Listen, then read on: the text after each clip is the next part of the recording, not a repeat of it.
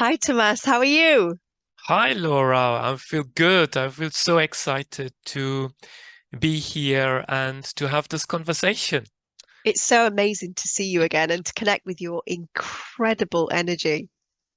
Thank you. I feel very, very, very humbled.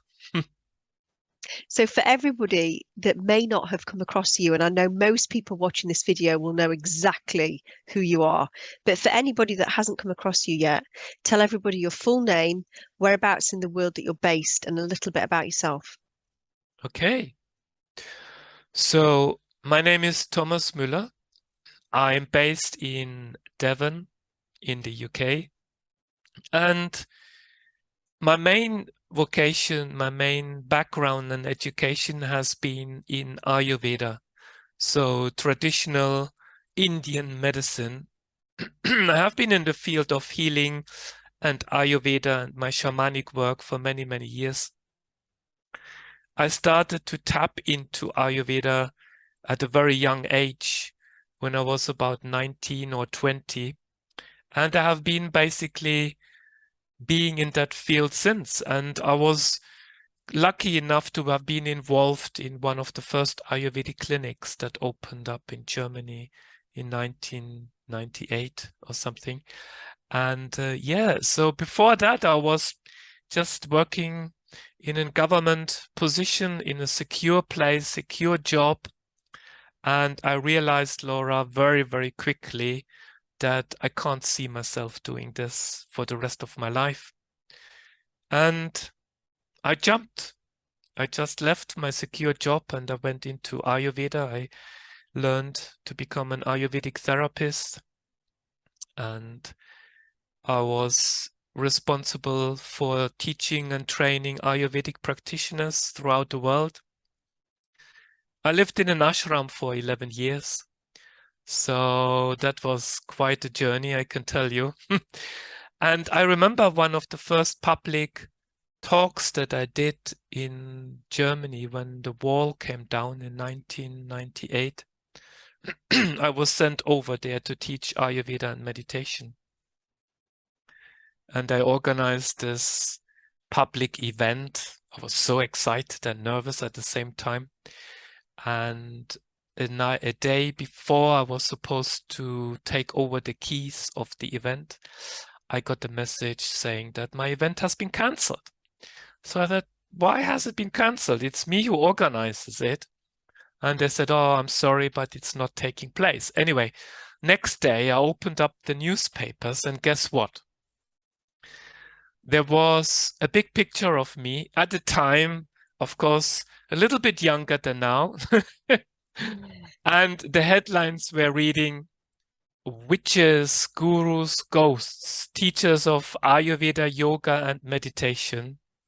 And with a long list of ailments that you can contract from practicing Ayurveda and meditation. And it was like internal bleedings, mental confusion, sexual disorientation. It was quite something and quite heavy.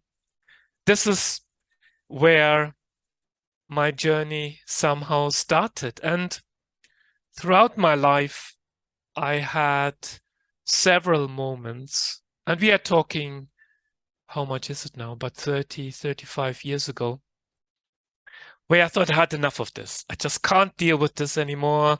This whole Ayurveda, nobody wants to know about it, and I'm just gonna go off track and I just don't want to do it anymore. But each time I tried to run away, nature has pulled me back.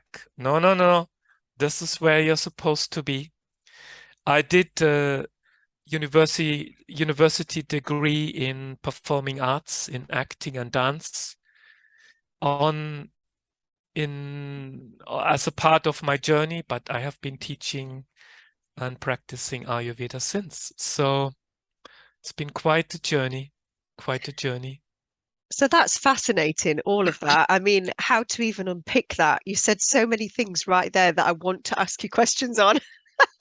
Please do, please But do. but first of all, how did you become aware of Ayurveda and how did you get into it? That's a very good question. And you know, I've been asked that so many times. I've got a little bit of a nice chapter in my book where I share my own personal journey woven into the Ayurvedic concepts. But the key here is that, sometimes, Laura, you don't know why you do things, but you just know that you had to do them. And oh my God, it's like, where do we start? My ex-wife at the time, she was or is a naturopath, and she was very keen and interested in Ayurveda. And I had no clue what Ayurveda was. And she said that there's this first clinic that opens up in Germany. Would you like to come and visit? I said, yeah, why not? I don't know what Ayurveda is, but it sounds all exciting. And we are talking really quite a long time ago. A lot has changed things now. Ayurveda has become much more popular. So I came to this clinic, and this Ayurvedic doctor walked towards me and he said, okay, here's your application form. I said, application form for what? I'm not a naturopath. I haven't been trained in Ayurveda or anything. I don't even know what it is. I'm just working in the government in an office. And he said, oh, well, we will start our training in a few weeks' time. It's a 6 weeks intensive full-time course to become an Ayurvedic therapist. And this is where the journey started. I decided, I was very, very scared to tell my parents because I knew that they wouldn't agree. And I was starting to meditate, and they actually forced me to have some exorcism done because they thought meditation is really evil and I've been aligned with the evil. So they dragged me to a priest, which is another story.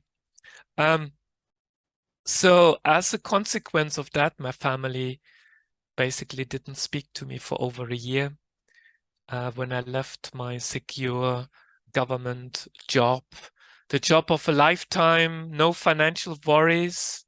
So my family was very upset for a long time. Thank goodness this has changed. Yeah, and then, as it so is, I ended up living in an ashram for 11 years. And So how did that happen? well, I was part of an organization, of the Transcendental Meditation organization, and my teacher, my guru at the time, was Maharishi Mahesh Yogi. He was the founder of Transcendental Meditation, and I've been also trained as a teacher of Transcendental Meditation, and he had his ashram in various parts of the world. I was mainly based in Holland because he moved out of India in the 90s. And I was just given this task to travel around the world and to teach Ayurvedic therapists globally, to open up Ayurvedic centers. It sounds all very glamorous, and it was wonderful, and I'm very, very grateful. But when you are tapping into that field of consciousness, and for me, I was like, very innocent. Whatever I've done in my life, I just felt I needed to do it. And I started thinking later. So the logical brain kicked in later. Oh my God, what have you done? So I ended up with basically no regular income, no money, just lived off the donations that I got or that we got here and there, to basically cover some expenses for toothpaste or some petrol if needed. Everything was provided. We didn't need to pay for room and board. All my education was provided. But it was quite scary. I had a few scary moments. I remember I was teaching in Japan. Must have been the second or third visit to Japan. And at that time, you had to have, I don't know if you remember, you had to pay airport tax before you actually leave the country. So I had a little bit of pocket money, and I was really sort of in this hotel, and the hotel room was paid for. It was just supposed to be a stay overnight. And then I was supposed to go to the airport, and I felt so hungry, and I thought, oh, I'm going to just use this little bit of pocket money that I have, go to the restaurant and have a soup, you know, just very basic. And then I ordered the soup, Laura, and I must laugh about it now. And then I realized, oh goodness, I actually, if I pay for the soup, I have no money to pay for the airport tax. So I said to the waiter, look, actually, I need to cancel my soup because I can't pay for it. Or he said, oh, don't worry, we put it on your credit card. I don't have a credit card. Well, we put it on the bill of the hotel. The hotel bill has been paid already. It's all settled. So it took him a little while to check and to realize what was actually going on. And yeah, to cut a long story short, they gifted me the soup and I had the money. But yeah, to basically get out of Japan, it's been incredible. And then I was teaching in Australia. I was teaching at a private college in Australia. Little children, they learned how to take their pulse, how to analyze their tongue. I was teaching them meditation. It was really fantastic. Wow. And then I felt like, okay, I think I would like to have a little visit over to New Zealand. So just because I'm so close, you just have a quick stop over before you go back to Europe, because I was there on a mission, on basically on work related to teach and open a Panchakarma center in Melbourne in Australia. So before I flew back, I decided to go and have a look at how New Zealand is and the beauty of nature. So basically, I ended up, a short holiday ended up 11 years. So I ended up staying in New Zealand. I worked at a therapies college, natural therapies college, teaching Ayurveda. And yeah, I mean, there's so many beautiful coincidences that I could share here, but it's just not the time to actually do that. I was supposed to have a sponsor into the country, because when you go to New Zealand or any of those countries, you need to have a sponsor, because I had no work permit. And at that time, I decided it's time to leave the ashram. You know, when you feel like you have grown out of a shoe, the shoe has become too small and you need to move on. So I felt nudged because I couldn't actually express myself. I was just, everything was dictated, the way of how I was supposed to teach, even how I was supposed to dress, and it just didn't fit anymore. So I thought, okay, it's time to move on. And I was supposed to have a sponsor into the country. And that sponsor basically backed down. And she said, last minute, I had already my flight booked from Europe back to New Zealand. And she said, I can't sponsor you. So here was I with a one-way ticket already booked with 800 Deutschmarks and a suitcase. And I came to Australia and they said, I'm sorry, we can't let you into New Zealand. I said, why? Because you need to buy a return ticket out of the country. So basically, I used my little money that I had, bought my return ticket, and it so happened that through a friend of mine in Australia who had connections to a college and a health clinic in New Zealand, she heard through the grapevine that this lady was looking for an Ayurvedic practitioner to help her in her clinic. And then, because you have to basically announce the job in the papers to prove that there's nobody with those qualifications in the country. Yeah. So she thought that I actually knew this lady, but I had no clue what was going on. So they connected us, and this lady in New Zealand, she said, so it's you who I need to sponsor into the country.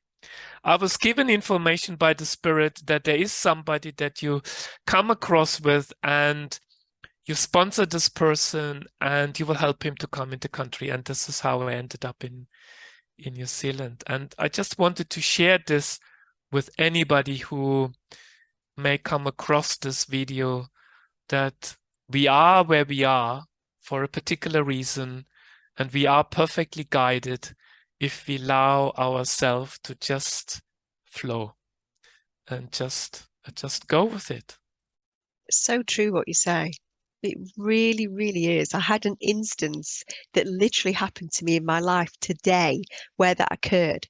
And it was just, I was sat watching my children's at dance class, and I'm normally the only parent that's there. And this Mm-hmm. other lady turned up, and we kind of like nodded to each other.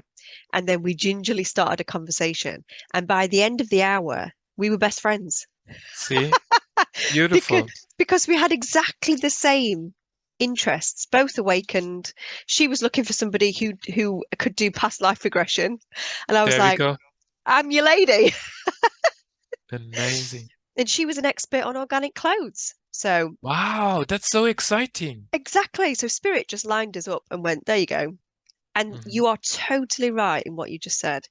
If you surrender to the flow of the universe and know that the universe always has your best and highest good at front and center, then it will Yeah, all unfold yeah, beautifully.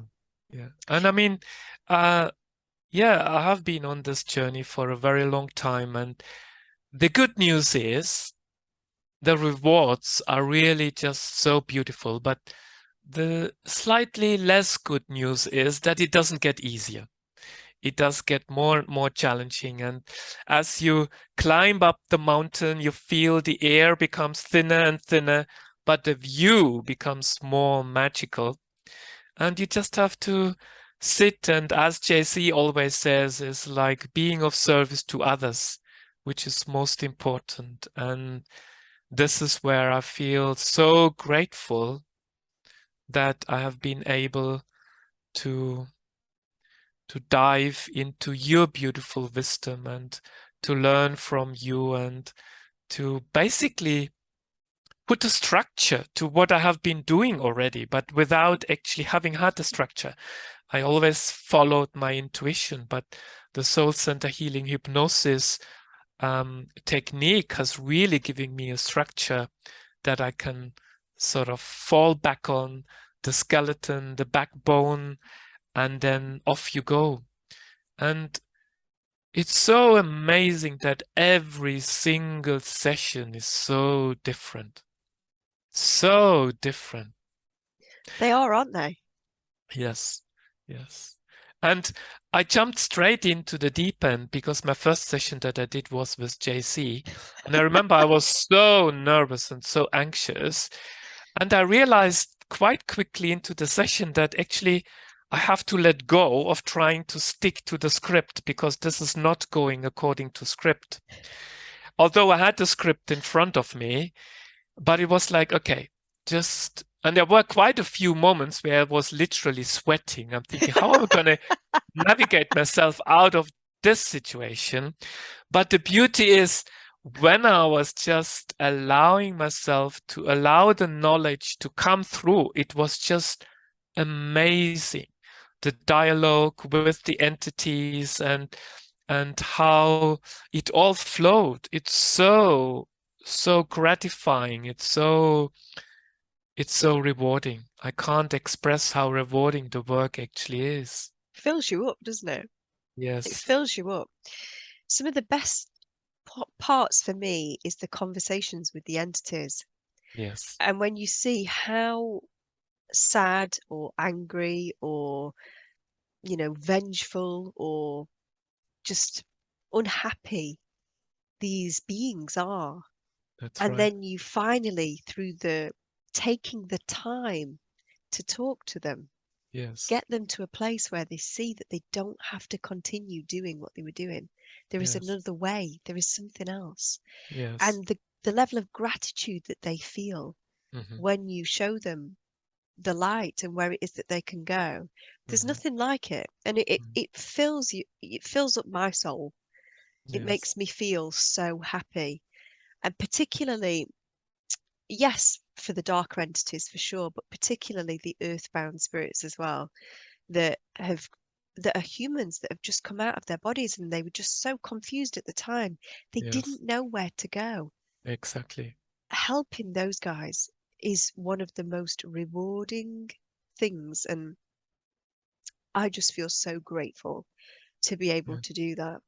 I I get really do. I get goosebumps all over when you talk and when you just share that, and it's just so rewarding, so rewarding. And it's only in the last, what, maybe during the last few sessions that I did. And then as I was thinking about this conversation a couple of days ago, and I thought, oh my God, there is a pattern that I realize, which I haven't actually noticed before. So let me just give a little bit of context. In Ayurveda, you're probably aware there are 3 constitutional types or 3 body types that are linked to the 5 elements of space, air, fire, water, and earth. There is the Vata type, which is mainly linked to the element of space and air. And I will talk briefly about the personalities in a minute. The Pitta type is fire and water, and the Kapha type is water and earth.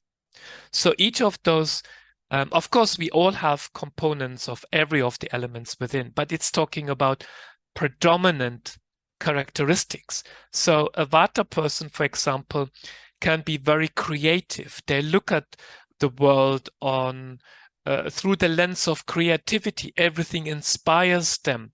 They get triggered and they get nourished and nurtured by stimulation around them. Where a Pitta personality type is very structured, is very managerial. They need to have a structure and they can push things through. Whereas Kapha is very much person that goes and works from the heart level through feeling. A lot of healers have a Kapha component in it. So what I have realized, and please, I like your views on that, is that certain entities, certain demonic forces, they have an affinity to certain Ayurvedic characteristic body type.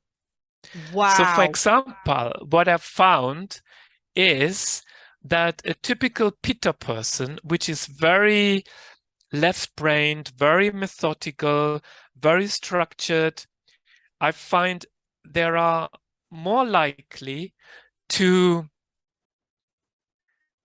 attract entities that are linked to addictions, alcohol addictions, sexual abuse, for example. Yeah. So anything to do with drug, alcohol, sex addiction, porn addictions falls predominantly in the Pitta category. Yeah. Then and these, we are talking about major demonic beings, okay? Now, then we have the minions, those who assist them, and they very likely attach to a Vata personality. And the reason is because Vata people by nature are very anxious. They are not sure of themselves. They are very worrying people. So they attract those beings through their worrying nature. And because they don't have any confidence within themselves, they live through being of service to those other entities, you know? Yeah. And then I found, and please, this is just my theory, and from the sessions that I have done, it just crystallized. There are the Kapha beings, and I found earthbound spirits are very much drawn to the Kapha warm-hearted energy of the people, the healers, those who are already of service to people, because somehow when they get lost in the matrix, let's put it that way, they are looking for someone who can nurture them, who can basically give them the support so they can continue living their reality through this person. And this is very much a heart-centered being and a heart-centered sort of energy. And this just occurred to me thinking about Wow, this is really, I've never thought about it that way. What do you think? What is your view? From what you just said, number one, you have completely blown my mind. But number two, I totally agree with everything that you've just said because you're right. You're right with the personality types and the type of people. The earthbound spirits will always gravitate to the warm-hearted ones because they hold more Yes, light. exactly. They've got that heart energy open, and so they head for their light instead of going to where they're supposed to go. Yes, And the guys with the addictions are always those really, really rigid people or the ones who have had sexual abuse. yes, So they will attract the demonics, exactly from what you've just said. Um, and the minions as well. I mean, all of that, what you've just said, I would agree with. Absolutely. And wonderful. I would love you to put something together regarding Sure, that with your experience sure, and piece it all together because sure. that is next level stuff. That Mhm. really, really is. To bring your experience to this field and marry it with the entity release is just wow. It just really just was like, like when you sit in meditation and you think, okay, what I'm going to talk about. And then I let it go and I thought, oh my God, there is a pattern. There How is. come I didn't even think about it? Yeah. So, and the beauty is with Ayurveda, you have a specific dedicated, okay, there are 8 branches of Ayurvedic medicine. So some deal with childcare, pediatrics, some deal with rejuvenation and fertility. So there are different branches of Ayurveda. And within those branches, there's one dedicated branch to dealing with entities and spirits. It's called Bhuta. In Sanskrit, you will call it as a Bhuta or a spirit or entity. And already in the classical texts, thousands and thousands of years ago, they had described methods of how to release those entities. Of course, we have this in other cultures as well. So the Egyptian culture, and I remember um, in the Egyptian tradition, they used in ancient times frankincense to embalm their children with frankincense to prevent any evil spirits to actually come in. Yeah. So in Ayurveda, you have certain plants and herbs that you would give to help preventing the impact that those entities can have. And they talk clearly about those entities and its relation to parasites. And what are we doing? Because it's a parasitic energy that basically blocks us from experiencing our creative essence. Yeah. Wow. That's absolutely incredible. In my head, I'm still thinking about that bomb you just dropped about the three types because you're totally right. You know, I think we need to start doing a bit of actual evidence gathering regarding that. So Yes, every client we get, let's check the theory yes, because let's get a lot of evidence and then we can you can put something together about it yeah, beautiful. Yeah, because that will really help us to understand this on a deeper level. exactly, And exactly. then we can look at the person, our client's profile and think, okay, so from their profile, they're likely to have this today. And Yeah, it's yeah, another tool, isn't it, for us yes, to exactly. help us. It's And incredible. And if you think about it, it's quite logical because we are in essence made of the 5 elements of space, air, fire, water, and earth, and they come together on different levels. For example, um, like I said, on a physical level, a Vata personality has a particular body structure. They are quite wiry, they are quite thin in nature. Their skin tone is very specific. So the classics give a very clear definition of those people. Yeah. Whereas, for example, with Pitta personalities, they're usually much stronger built. They can be very rigid in their being. And if you think about addictions, what is it? You're holding on to something like a dog is holding on to its bone and you don't drop it because that's your own safety net. Your safety net, that's the rigidity of a pitta personality. And that reflects, of course, in your physical health. So, for example, they are more prone to inflammation, inflammatory processes, where Vata is more prone to neurological conditions, to insomnia, constipation. Kapha is more depression, okay? That's also interesting because we feel if we can't express fully our love and the expansiveness of the heart, if we can't share it, we feel that there's an element that is missing and we withdraw, we pull back inside. And a lot of the, or let's say the people that I have seen is, I think one of the first ones was, I had this really interesting experience of a switch that took place when a brother lost his brother, and basically the brother who is still alive was totally under shock, and it was his spirit that left the body and the spirit of the deceased brother took over. Yeah. And then this whole dynamics around it. So, which coming back to the constitutional times, it is a Vata person that are much more traumatized by emotions, by trauma, by traumatic events, because they don't have that backbone, they don't have that strength to actually deal with those attacks. Excuse me. Bless you. Excuse me. 2 in a row. Oh, that's got to be lucky. No, I totally agree. My goodness, there's so much that you could write about entity release and aligning it with these different types within Ayurveda. I mean, that is just fascinating. There's a whole arena there, isn't there? It is, because it filters down through the physical body, the emotional body. I haven't had the chance yet to dive into your book about the emotional body, but I'm looking forward to that.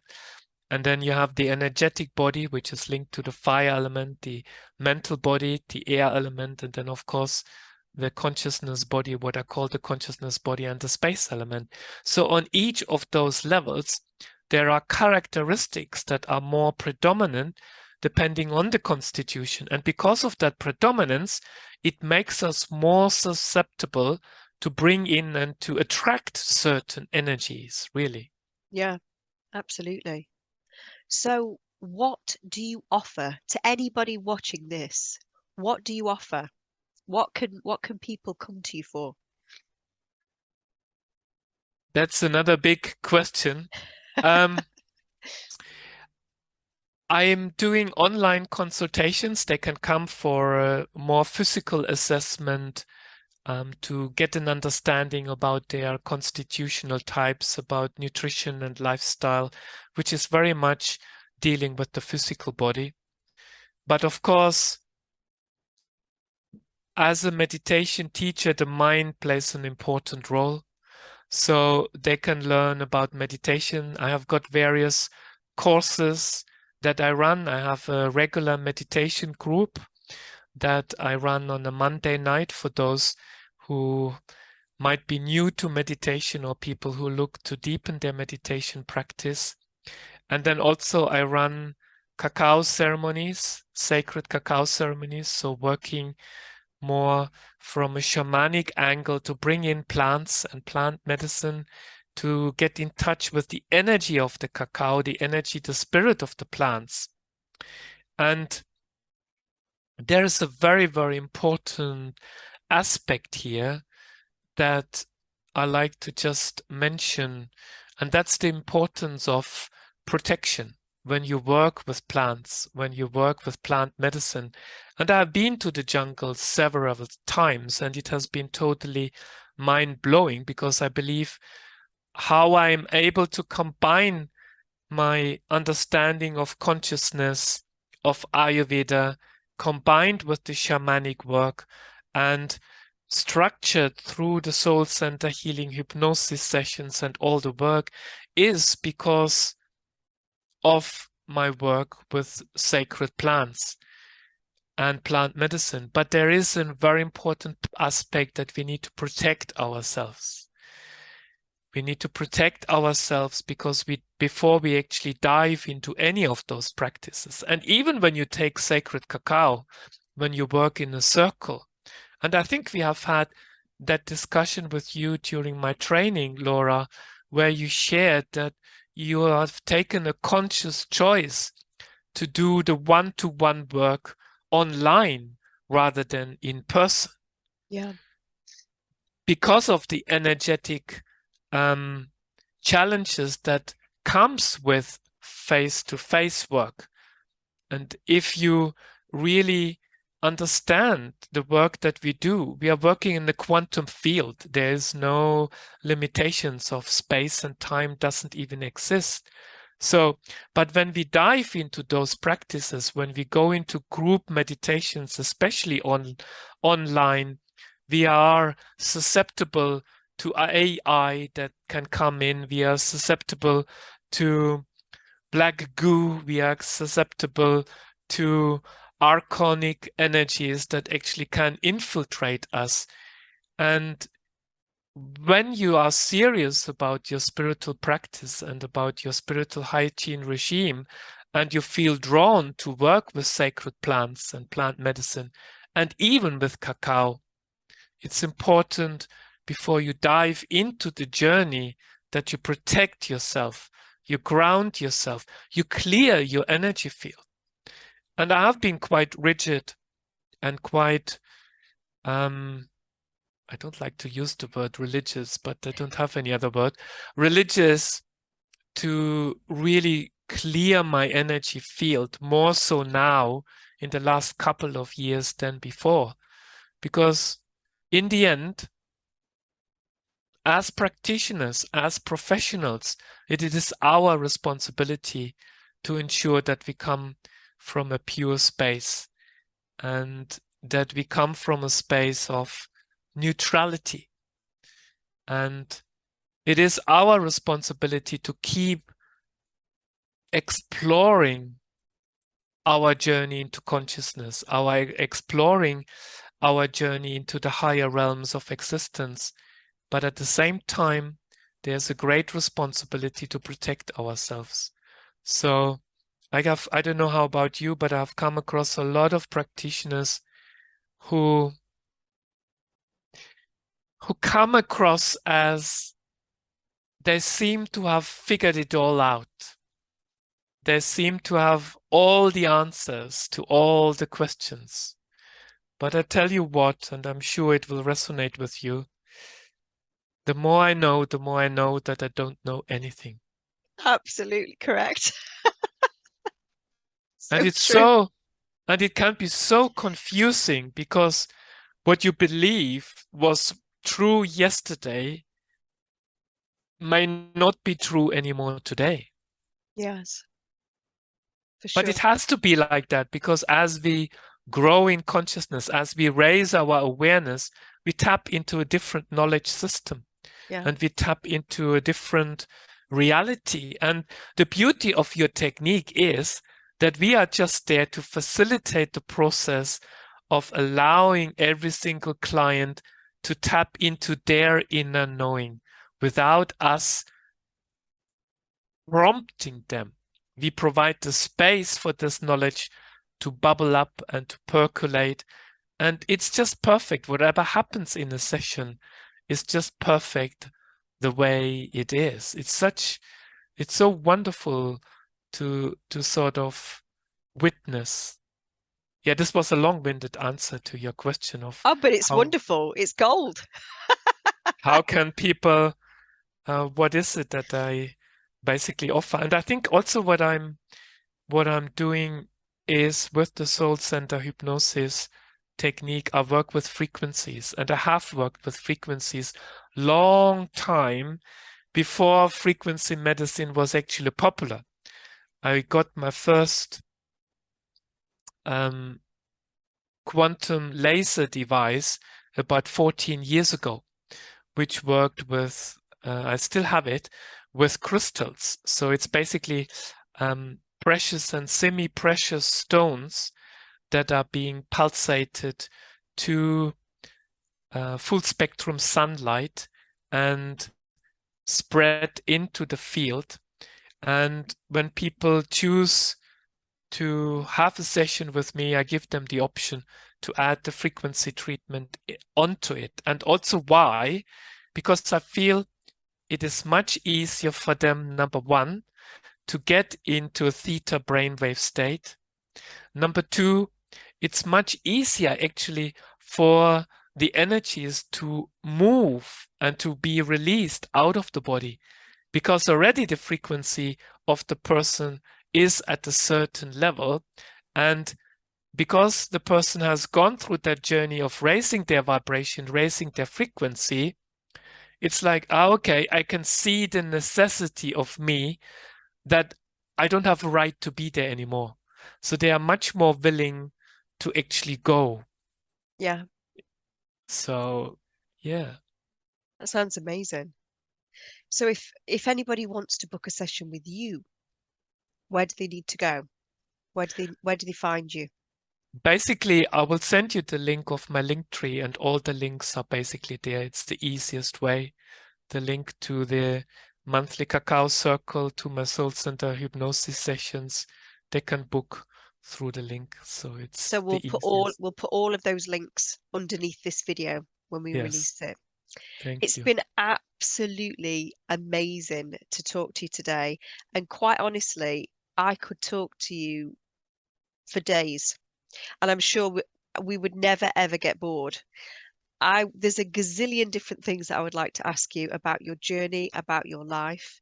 So we're going to have to absolutely do another interview, because there's so much more that I would love to ask you, but we're out of time for today. Sure. So I want to thank you from the bottom of my heart for coming on and doing this video today. It's been amazing. And what you told me about the three different types, the three different Ayurvedic types, and that in relation to entities has quite literally blown my mind today. It really has. I'm going to have to sit down and think about that. Please do. And if you have, if you have any questions, we can always share on Telegram, and we can explore that more, because it's just fascinating. You need to write that down. Seriously, write it down. Let's get it documented, and then let's start looking at this, because I agree with you 100%. I think you're totally right. What you've said there today is just, yeah, it's mind blowing. And I'd love to hear more about that, and I'm sure everybody else would as well. Thank you so much for your time and Thank you. your expertise and your wisdom today. And quite truly, I could listen to you talk forever. Thank you. Is there anything else that you would like to share with everybody before we say goodbye? No, just I feel very, very deep sense of gratitude, and just whatever anybody might go through in their lives, it's so important that we don't lose focus. And sometimes we can lose focus, and that's all right too if you lose focus. But we are there, and you have a wonderful community that actually supports each other, and the Telegram group and all of the conversations in there. So we just have to keep moving forward and up. And like I say, fly higher. That's our goal. And our only responsibility is to expand our consciousness, to raise our frequency and our vibration, and healing will become a natural byproduct. And I think these are my last words Wow, before we close today. that is amazing. You know, whenever I talk to you, you always make me feel so happy. Number one, I always feel so happy that somebody like you exists on this planet at this time. That always makes me feel so happy. Number two, you have this energy that is just, for me, superb. And I remember the first time we connected on the class, and I heard you, and I saw your energy. I just thought, wow, who is this guy? He's Thank you. amazing. And you've got that absolute, just superb energy that I could connect to you and listen to you all day. Thank you. I feel very, very grateful, genuinely very, very grateful that we were brought together in this now moment. Beautiful. And it's also only because of JC, our beautiful soul, who has basically brought the world together and just made this world a better place, and all of the people that we have met in the last couple of years. And I just, Laura, I just don't, I just feel like I'm just doing what I feel like doing. I just try to be myself as much as possible. And sometimes I don't get it right, and sometimes I fall off the wagon, but we just have each other in the different shape or form where we pull each other back again, and we just say, okay, get a pat on your shoulder, and it's all right. It's all right not to be all right. It is. And that's part of why we came, isn't it? That human experience. But having all of us together all over the world, and we're all meeting each other, finding each other, knowing that there's other people out there that feel that same way Mm-hmm. and that are that same vibration and that do actually care about helping other people and that are service to others. There's nothing better than that. I'm so Absolutely. glad that we're on Earth at this time. Absolutely. What an opportunity. Isn't it just? Yes. Yes. Oh my goodness. And on that note, my love, I'm going to say goodbye. Thank you Big so hugs. much. Big Big hugs. hugs. Stay Big in hugs. touch. Speak soon. Always. Bye Speak bye. soon, my love. Take care. Bye. Bye-bye. Bye. Bye.